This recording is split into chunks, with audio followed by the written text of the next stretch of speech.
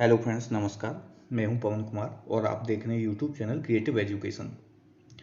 अक्टूबर महीने का current affair भाग 2 है। इंपॉर्टेंट क्वेश्चंस हैं, तो आइए शुरुआत करते हैं।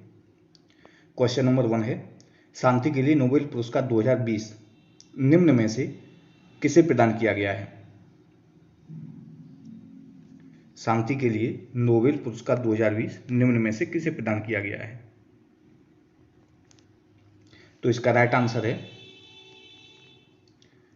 Option C, world food programme.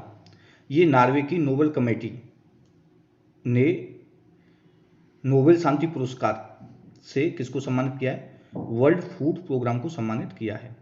इस संस्था द्वारा भूख की समस्या से निपटने हेतु किए गए उल्लेखनीय प्रयासों के तहत यह सम्मान दिया गया है। पिछले साल इथियोपिया के प्रधानमंत्री एबी अहमद अली को इस सम्मान से नवाजा गया था। तो राइट आंसर रहा option C, world food programme. Next question है, क्वेश्चन नंबर 2 है, किस राज्य सरकार ने मुख्यमंत्री स्वरोजगार योजना स्वरोजगार योजना का शुभारंभ किया है? तो इसका राइट आंसर है ऑप्शन बी, उत्तराखंड। उत्तराखंड के मुख्यमंत्री त्रिवेंद्र सिंह रावत ने देहरादून में मुख्यमंत्री स्वरोजगार योजना की शुरुआत की। यह योजना युवाओं के स्वरोजगार को बढ़ावा देने के साथ ही हरित ऊर्जा के उत्पादन को भी बढ़ावा देगी। तो राइट आंसर रहा इसका option B, Uttarakhand. Next question है, क्वेश्चन नंबर 3 है, हाल ही में किस क्रिकेटर ने 2020 में 10,000 रन बनाने वाले पहले एशियाई खिलाड़ी बन गए हैं? पहले एशियाई खिलाड़ी बन गए हैं। तो इसका राइट आंसर है ऑप्शन सी, शोएब मलिक। पाकिस्तान के पूर्व कप्तान और अनुभवी बल्लेबाज शोएब मलिक ने 2020 क्रिकेट में इतिहास रच दिया है। वो इस प्रारूप में 10,000 रन बनाने वाले पहले एशियाई बल्लेबाज बन गए हैं। मलिक 2020 में 10,000 रन का आंकड़ा पार करने वाले दुनिया के तीसरे और एशिया के पहले बल्लेबाज बने हैं। तो राइट आंसर है option C, Shoaib Malik. Question number 4 है, फाउंडेशन फॉर एनवायरनमेंट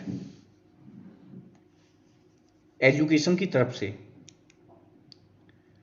भारत के कितने समुद्री तटों को ब्लू फ्लैग के लिए चुना गया है? भारत के कितने समुद्री तटों को ब्लू फ्लैग के लिए चुना गया है? तो इसका राइट आंसर है ऑप्शन डी, 8। भारत के 8 समुद्री तटों को प्रतिष्ठित ब्लू फ्लैग सर्टिफिकेट से सम्मानित किया गया है। इसमें गुजरात, कर्नाटक, आंध्र प्रदेश और ओडिशा समेत 5 राज्यों के तट शामिल हैं। इसके साथ ही भारत दुनिया के उन 50 देशों में शामिल हो गया है जिनके पास ब्लू फ्लैग दर्जे वाले स्वच्छ समुद्री तट मौजूद हैं। तो राइट आंसर है ऑप्शन डी, 8। नेक्स्ट क्वेश्चन है, क्वेश्चन नंबर 5 है, राष्ट्रीय आपदा न्यूनीकरण दिवस कब मनाया जाता है? राष्ट्रीय आपदा न्यूनीकरण दिवस कब मनाया जाता है? तो इसका राइट आंसर है ऑप्शन डी, 13 अक्टूबर। संयुक्त राष्ट्र प्रत्येक वर्ष 13 अक्टूबर को आपदा न्यूनीकरण के लिए अंतर्राष्ट्रीय दिवस मनाता है। यह दिन भर दुनिया भर के लोग और समुदाय आपदाओं के जोखिम को कम करने और उन खतरों के बारे में जागरूकता बढ़ाने के संदर्भ में मनाया जाता है। तो ये क्यों मनाया जाता है? यह दिन जोखिम और जागरूकता और आपदा में कमी की वैश्विक संस्कृति को बढ़ावा देने के लिए मनाया जाता है। तो राइट आंसर था ऑप्शन डी, 13 अक्टूबर। क्वेश्चन नंबर 6 है, केंद्र सरकार द्वारा मांग को प्रोत्साहित करने के लिए ब्याज मुक्त त्योहार एडवांस की राशि कितनी है? ब्याज मुक्त त्योहार एडवांस की राशि कितनी है? तो इसका राइट आंसर है ऑप्शन ए 10,000। वित्त मंत्री ने हाल ही में सभी अधिकारियों और कर्मचारियों को 10,000 रुपये के एक मुश्त ब्याज मुक्त त्योहार एडवांस की घोषणा की है। तो केंद्र सरकार के कर्मचारियों के लिए 6वें वेतन आयोग के बाद त्योहार एडवांस बंद कर दिया गया था, लेकिन इस एक मुश्त उपाय की घोषणा अर्थव्यवस्था में मांग बढ़ाने के लिए की गई है। यह अग्रिम राशि प्रीपेड रुपए कार्ड के रूप में दी जाएगी, जिसे 31 मार्च 2021 तक खर्च किया जा सकता है। तो राइट आंसर रहा ऑप्शन ए 10,000। क्वेश्चन नंबर 7 है TAEF जिसने हाल ही में नेशनल मैरीटाइम फाउंडेशन के साथ भागीदारी की किस देश में स्थित एक थिंक टैंक है? किस देश में स्थित एक थिंक टैंक है? तो इसका राइट आंसर है option C Taiwan. Right answer है ऑप्शन सी ताइवान। ये ताइवान देश में स्थित एक थिंक टैंक है, ताइवान। ये Taiwan Asia exchange foundation TAEF Taiwan का एक अग्रणी थिंक टैंक यूशान फोरम का आयोजक है। यह थिंक टैंक को हाल ही सुर्खियों में था क्योंकि इसने भारत प्रशांत क्षेत्र में मंगो सहयोग को बढ़ावा देने के लिए भारत के राष्ट्रीय समुद्री फाउंडेशन के साथ एक ज्ञापन पर हस्ताक्षर किए हैं। इस समझौते का उद्देश्य संयुक्त शोध करना है। तो right answer option C Taiwan. Question number 8 है कौन सा राज्य अपने सभी पब्लिक स्कूलों में हाईटेक क्लासरूम बनाने वाला पहला राज्य बन गया है? तो इसका राइट आंसर है ऑप्शन डी केरल। केरल हाल ही में देश का पहला ऐसा राज्य बन गया है जिसके सभी पब्लिक स्कूलों में हाईटेक क्लासरूम है। केरल के मुख्यमंत्री कौन हैं? ये हैं पिनराई विजयन। इन्होंने यह घोषणा की है कि राज्य का सार्वजनिक शिक्षा क्षेत्र पूरी तरह से डिजिटल हो गया है। उन्होंने यह भी कहा कि पिछले 5 वर्षों के दौरान सरकारी स्कूलों में 5 लाख से अधिक छात्र शामिल हुए हैं। तो राइट आंसर रहा ऑप्शन डी केरल। यहां सभी पब्लिक स्कूलों में हाईटेक क्लासरूम ये बनाने वाले पहला राज्य बन गया है। नेक्स्ट क्वेश्चन है क्वेश्चन नंबर 9 है किस प्रौद्योगिकी कंपनी ने नई उम्र की तकनीकों में छात्रों को प्रशिक्षित करने के लिए AICTE के साथ भागीदारी की है? AICTE के साथ भागीदारी की है। तो इसका राइट आंसर है ऑप्शन बी माइक्रोसॉफ्ट। माइक्रोसॉफ्ट ने घोषणा की कि उसने अखिल भारतीय तकनीकी शिक्षा परिषद AICTE के साथ नई युग की तकनीकों में छात्रों और शिक्षकों को प्रशिक्षित करने के लिए भागीदारी की है। माइक्रोसॉफ्ट का learning resource centre Microsoft learn को छात्रों और शिक्षकों को मुफ्त में 1500 से अधिक कोर्स के मॉड्यूल उपलब्ध कराने के लिए AICTE के ई-लर्निंग पोर्टल को LIS प्लेटफॉर्म के साथ एकीकृत किया गया है। तो राइट आंसर है option B Microsoft. Question number 10 है भारत को वर्ष 2020 के असमानता घटाने की प्रतिबद्धता सूचकांक में 158 देशों में से कितने स्थान पर रखा गया है?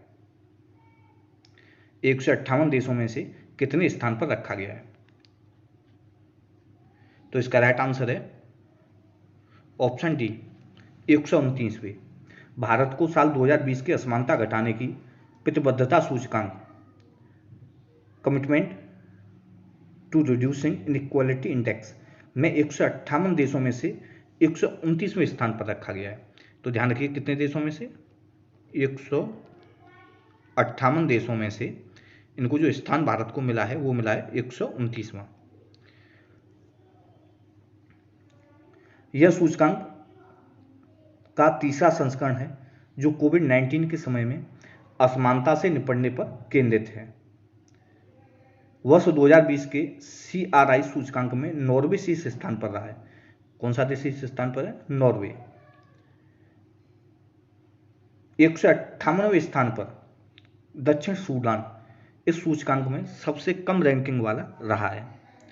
तो राइट आंसर रहा ऑप्शन डी, 129वें स्थान पर। क्वेश्चन नंबर 11 है, किस देश को financial action task force FATF की ग्रे लिस्ट में बरकरार रखा गया है? तो इसका राइट आंसर है ऑप्शन डी, पाकिस्तान। पाकिस्तान को फाइनेंशियल एक्शन टास्क फोर्स की ग्रे लिस्ट में बरकरार रखा गया है।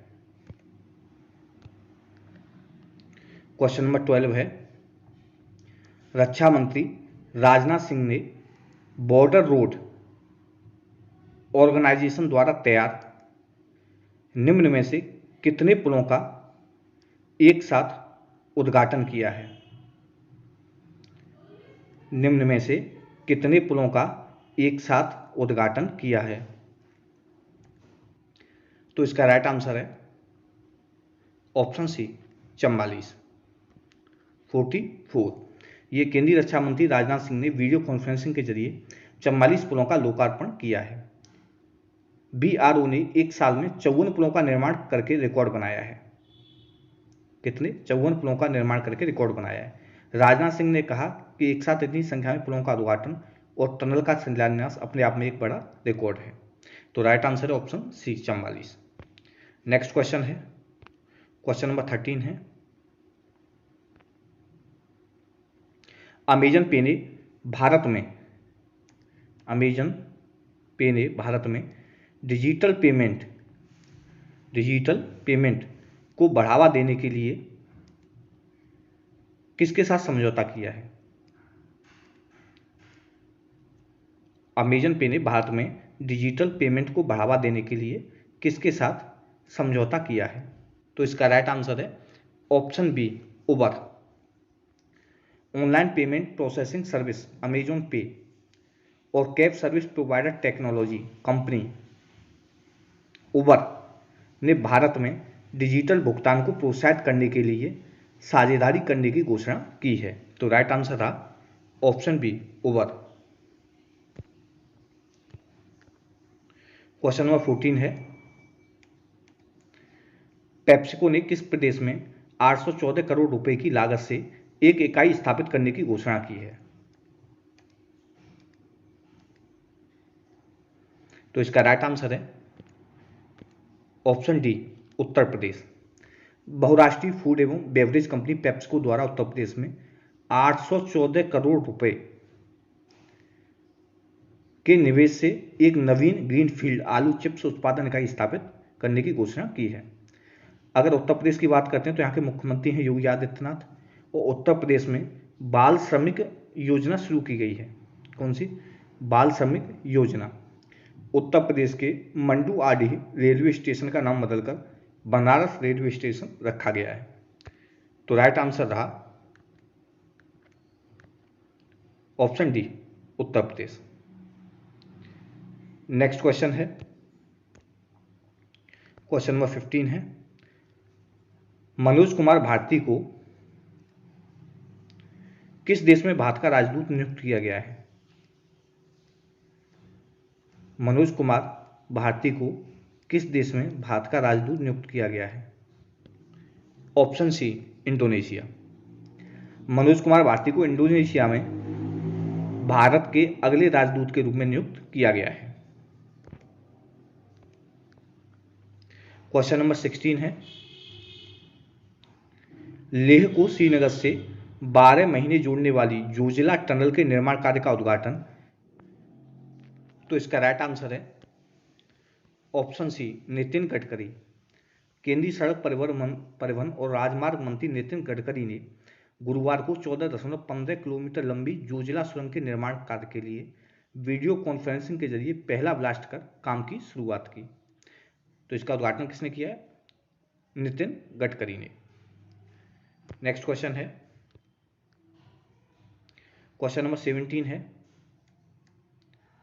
संयुक्त राष्ट्र की तरफ से जारी एक ताजा रिपोर्ट के अनुसार 2022 में 1 करोड़ 50 लाख से अधिक लोग दुनिया में पेट के कैंसर से मरने की संभावना है। जलवायु आपदाओं से सबसे ज्यादा प्रभावित होने वाले देशों में भारत निम्न में से किस स्थान पर है? भारत निम्न में से किस स्थान पर है? तो इसका राइट आंसर है ऑप्शन सी, तीसरे स्थान पर। संयुक्त राष्ट्र की तरफ से जारी एक ताजा रिपोर्ट के अनुसार जलवायु आपदाओं के सबसे ज्यादा प्रभावित होने वाले देशों में भारत तीसरे स्थान पर है। रिपोर्ट के अनुसार चीन अमेरिका के बाद भारत जलवायु आपदाओं के मामले में तीसरे नंबर पर है। तो राइट आंसर है ऑप्शन सी, तीसरा। क्वेश्चन नंबर 18 है, 2020 में संघाई सहयोग संगठन SCO के कानून और न्याय मंत्रियों की 7वीं बैठक की मेजबानी किस देश द्वारा की जाएगी? की मेजबानी किस देश के द्वारा की जाएगी? तो इसका राइट आंसर है ऑप्शन ए, भारत। इसकी मेजबानी किस देश के द्वारा की जाएगी? भारत के द्वारा। क्वेश्चन नंबर 19 है, केंद्र सरकार द्वारा सभी FCRA खाते खोलने के लिए किस बैंक को नामित किया गया है? तो इसका राइट आंसर है ऑप्शन सी, भारतीय स्टेट बैंक। गृह मंत्रालय ने सभी गैर सरकारी संगठनों को निर्देश किया है कि वे विदेशों से चंदा प्राप्त करने के लिए 31 मार्च 2021 तक भारतीय स्टेट बैंक की नई दिल्ली शाखा में एक निर्दिष्ट FCRA खाता खोलने को कहा है। अप्रैल 2021 से FCRA के तहत पंजीकृत गैर सरकारी संगठन किसी अन्य बैंक में कोई विदेशी दान प्राप्त नहीं कर सकेंगे। तो राइट आंसर है ऑप्शन सी, भारतीय स्टेट बैंक। केंद्र सरकार ने FCRA खाते खोलने के लिए इस बैंक को नामित किया है। क्वेश्चन नंबर 20 है, विश्व खाद्य दिवस कब मनाया जाता है? विश्व खाद्य दिवस कब मनाया जाता है? तो विश्व खाद्य दिवस है वो मनाया जाता है ऑप्शन सी, 16 अक्टूबर को। विश्व खाद्य दिवस 16 अक्टूबर को मनाया जाता है। क्वेश्चन नंबर 21 है, हाल ही में किस देश ने Arton Capital's Passport Index 2020 Arton Capital's Passport Index 2020 की सूची में 58वां स्थान प्राप्त किया है?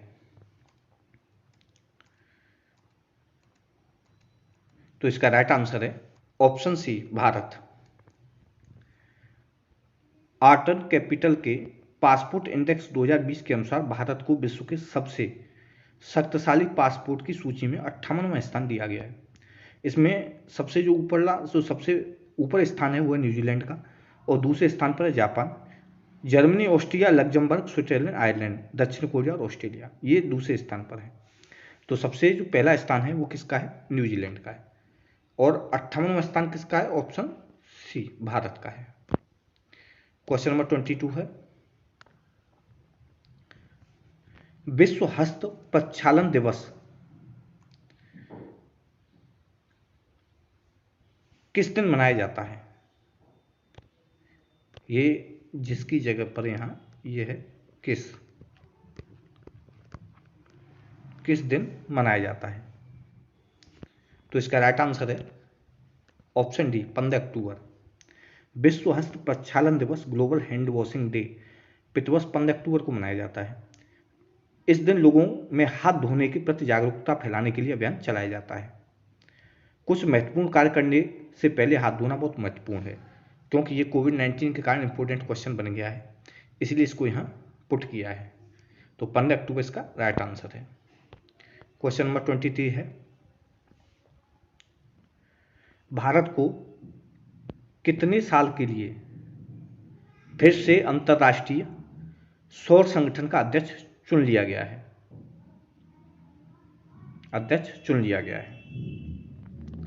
तो इसका राइट आंसर है ऑप्शन बी, 2 साल के लिए। वर्चुअली आयोजित अंतर्राष्ट्रीय सौर गठबंधन की तीसरी बैठक में भारत और फ्रांस को अगले 2 साल के लिए अध्यक्ष और सह अध्यक्ष चुना गया है। अध्यक्ष और सह अध्यक्ष, यानी भारत अध्यक्ष और फ्रांस सह अध्यक्ष है। तो राइट आंसर है ऑप्शन बी 2। क्वेश्चन नंबर 24 है, यूनेस्को में भारत के स्थायी प्रतिनिधि के रूप में, यूनेस्को में भारत के स्थायी प्रतिनिधि के रूप में किसे नियुक्त किया गया है? किसे नियुक्त किया गया है? तो इसका राइट आंसर है option B, Vishal V Sharma. Vishal V Sharma को यूनेस्को में भारत के स्थायी प्रतिनिधि मंडल का अगला प्रतिनिधि नियुक्त किया गया है। विशाल पेरिस स्थित यूनेस्को मुख्यालय में भारत के स्थायी प्रतिनिधि जावेद अशरफ की जगह लेंगे।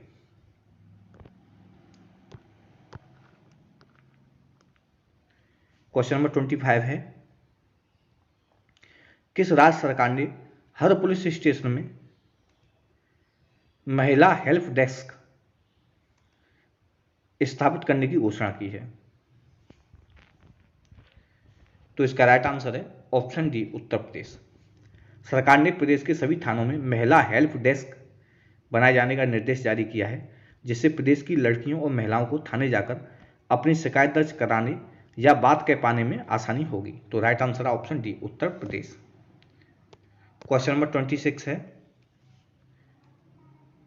मशहूर डॉल कंपनी बॉर्बी ने भारत की किस खिलाड़ी को समर्पित बॉर्बी डॉल लॉन्च की है? बॉर्बी डॉल लॉन्च की है। तो इसका राइट आंसर है option D, Mansi Joshi.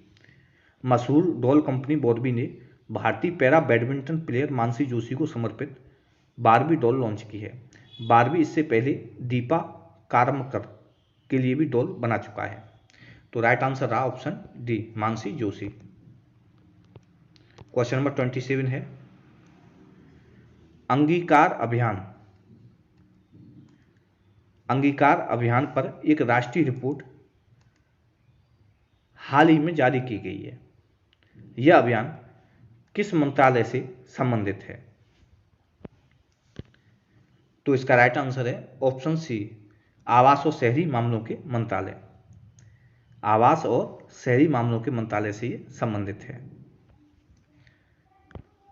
Question number 28 है, international institute of advance virology IIAV के पहले चरण का संचालन किस राज्य या केंद्र शासित प्रदेश में शुरू किया गया है? तो इसका राइट आंसर है ऑप्शन सी, केरल। केरल के मुख्यमंत्री पिनराई विजयन ने हाल ही में international institute of advanced virology के पहले चरण का उद्घाटन किया है।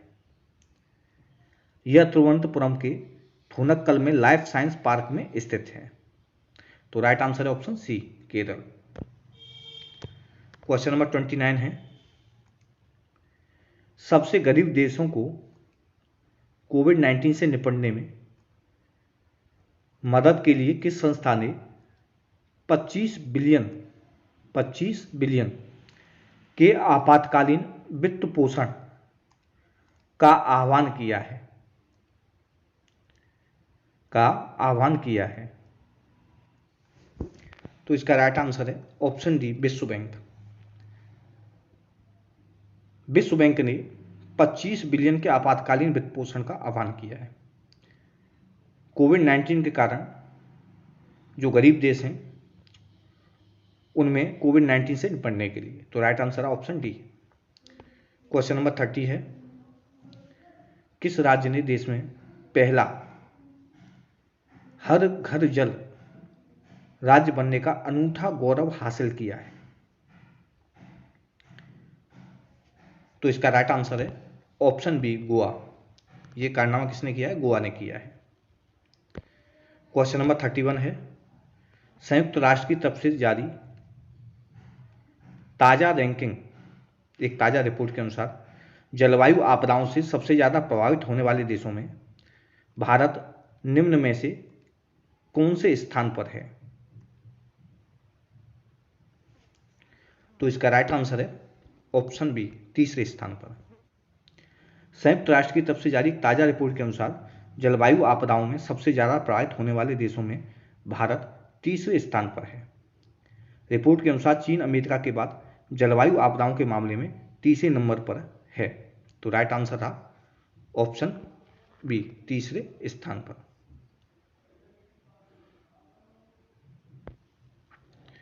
क्वेश्चन नंबर 32 है, डेनमार्क ओपन 2020 में महिला सिंगल्स खिताब किसने जीता है? डेनमार्क ओपन 2020 में महिला सिंगल्स का खिताब किसने जीता है?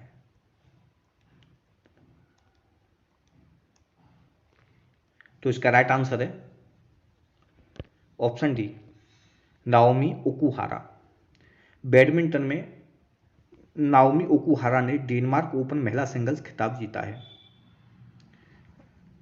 तो राइट आंसर था option D, Naomi Okuhara. Question number 33 है, आरबीआई ने किस बैंक पर 4.50 करोड़ रुपए का जुर्माना लगाया है? तो इसका राइट आंसर है ऑप्शन सी, इंडसइंड बैंक पर। भारतीय रिजर्व बैंक आरबीआई ने इंडसइंड बैंक पर 4.5 करोड़ रुपए की पेनल्टी लगाई है। बैंक ने आरबीआई के कुछ निर्देशों का पालन करने में ढिलाई बरती थी, इसलिए आरबीआई ने कहा कि बैंक और ग्राहक के बीच हुए किसी भी ट्रांजैक्शन या एग्रीमेंट की वैधता पहले की तरह कायम रहेगी। इंडसइंड बैंक का मुख्यालय कहाँ है? पुणे में। तो राइट आंसर है option C, IndusInd bank. Question number 34 है, भारत और किस देश के मध्य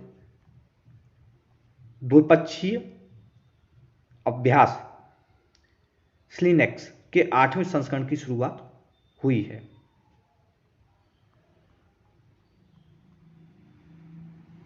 तो इसका राइट आंसर है ऑप्शन ए, श्रीलंका। भारत और श्रीलंका के मध्य द्विपक्षीय संयुक्त अभ्यास स्लिनेक्स का 8वां संस्करण 19 से 21 अक्टूबर 2020 तक आयोजित किया जाएगा। स्लिनेक्स का जो फुल फॉर्म है वो है Sri Lanka India naval exercise. Question number 35 है, हाल ही में फेस स्कैन करने वाला पहला देश कौन बना है? हाल ही में फेस स्कैन करने वाला पहला देश कौन बना है? तो इसका राइट आंसर है ऑप्शन सी, सिंगापुर। सिंगापुर अपनी राष्ट्रीय आईडी योजना के तहत फेस स्कैन करने वाला और चेहरे का सत्यापन करने वाला पहला देश बन जाएगा। सरकार के मुताबिक सिंगापुर का अब तक का सबसे महत्वाकांक्षी प्रोजेक्ट है। साथ ही राष्ट्रीय पहचान डेटाबेस में चेहरे का सत्यापन संलग्न करने वाला ये पहला देश है। क्वेश्चन नंबर 36 है, विश्व स्वास्थ्य संगठन की हालिया रिपोर्ट के अनुसार दुनिया भर में किस देश का टीबी का बोझ सर्वाधिक 26% है?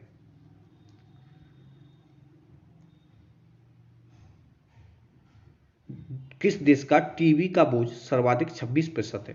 तो इसका राइट आंसर है ऑप्शन सी, भारत। ये रिपोर्ट किसने जारी की है? ये रिपोर्ट जारी की है विश्व स्वास्थ्य संगठन ने। विश्व स्वास्थ्य संगठन ने।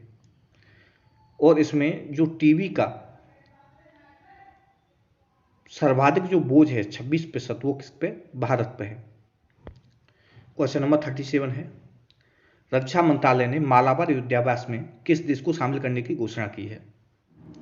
तो इसका राइट आंसर है ऑप्शन बी, ऑस्ट्रेलिया। भारत ने घोषणा की कि आगामी मालाबार युद्धाभ्यास में ऑस्ट्रेलिया को जो है शामिल किया जाएगा।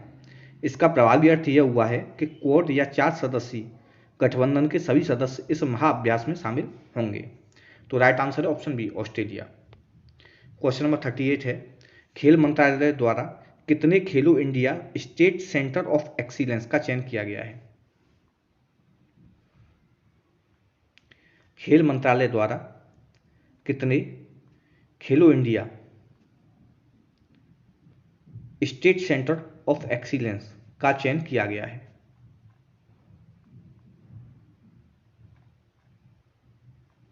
तो इसका राइट आंसर है ऑप्शन डी, 24।